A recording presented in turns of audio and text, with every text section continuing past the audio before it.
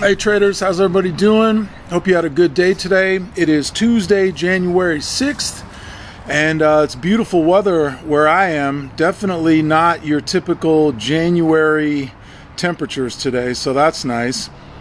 So let's get right into it, into the Market Movers report.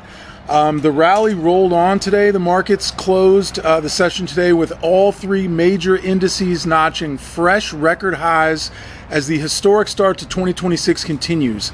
The Dow surged approximately 1% to close above 49,000 for the first time in history, marking back-to-back record closes for the blue chip index. The S&P 500 added 0.6% to settle at a new all-time high, while the Nasdaq climbed 0.6%, extending its winning streak.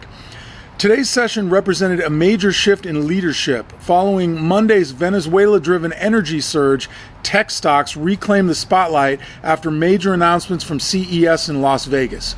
NVIDIA unveiled its next-generation Vera Rubin AI superchip platform at Monday night's highly anticipated keynote, while AMD CEO Lisa Su countered with the company's rival Helios system. The AI arms race is clearly heating up. Semiconductor stocks powered higher across the board. Micron jumped on continued demand for high bandwidth memory, Broadcom climbed on AI infrastructure momentum, and chip makers broadly benefited from the optimism surrounding next-generation AI hardware.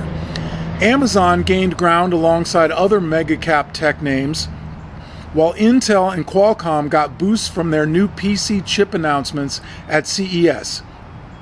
However, some Monday winners took a breather today. Chevron pulled back after its massive 5% rally the previous session, giving up some gains as investors took profits on the Venezuela news. Other energy names also consolidated Monday's explosive moves. Here's a point for me to make a little side note here on why it's always a good idea to diversify a little bit in your trades. And now when I say diversify, I'm not talking about trading 10 different tickers in one day. I think that's way too many.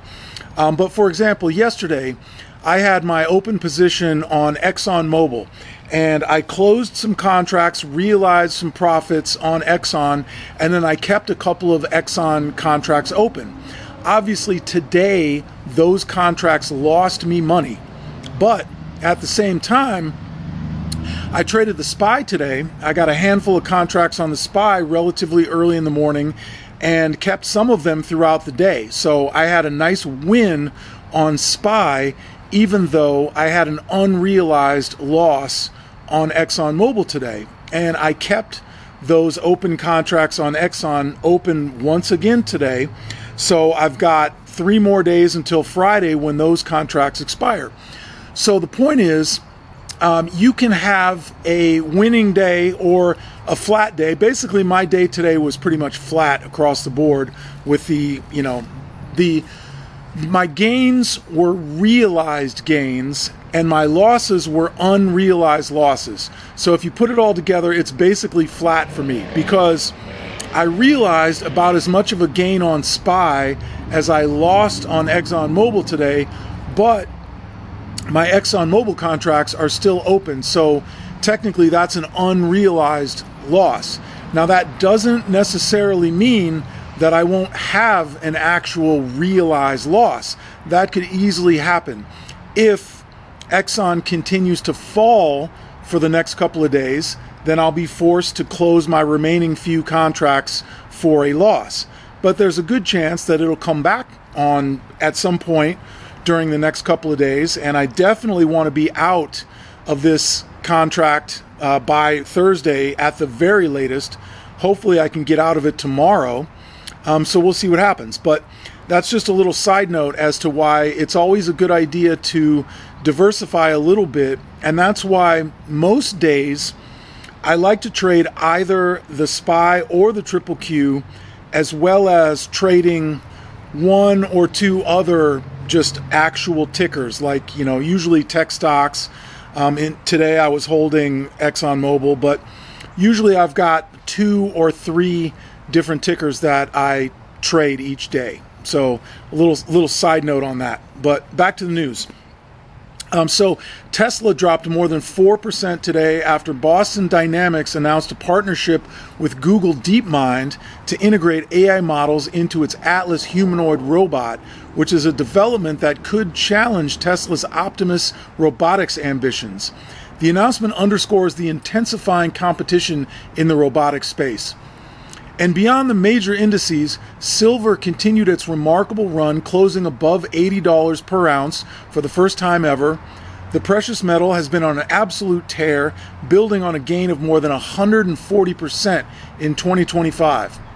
On the M&A front, Vistra shares climbed nearly 5% after announcing a $4 billion acquisition of Cogentrix Energy, while OneStream surged 22% on reports that buyout firm HG is in advanced talks to acquire the financial software company.